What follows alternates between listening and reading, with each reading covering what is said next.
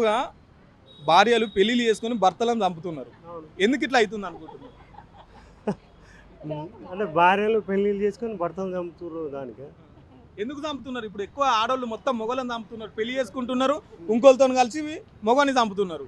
అదే ఎక్కువ శాతము అంటే డబ్బు అంటే అటు ఇటు తిరగడానికి డబ్బులు అవసరం కాబట్టి ఇంకా వేరే అదర్ పర్సన్ చూసుకొని ఇక ఇద్దరు కలిసి లవ్వర్ని చూసుకొని ఇక వాడు డబ్బులు ఖర్చు పెడతాడు, అటు ఇటు తింటాడు. భర్త అయితే డబ్బులు ఉండవు కదా, ఇక బయట సోకులు ఎక్కువ అయిపోయినాయి. ఇటు అటు తిరుగుడు, వేరే టూర్లు పోడు, మటన్ చికెన్ అది బిర్యానీ అవి ఇవి అన్ని గార్డెన్లు జల్సాలు పార్కులు ఎక్కువైనాయి. జలసాలు ఎక్కువైపోయినాయి.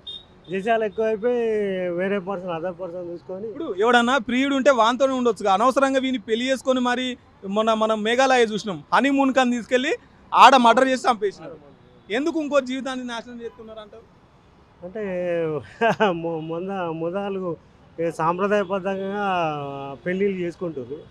ఈ తర్వాత వాళ్ళకు అట్లా మోజు తీరుతలేదు వాళ్ళకి. ఇక బయట తిరిగే మోజు తీరక వాళ్ళు వేరే అదర్ పర్సన్ చూసుకొని వేరేటోళ్ళతో తిరుగుడు జలసాల కోసం వాళ్ళు అట్లా చేస్తారు.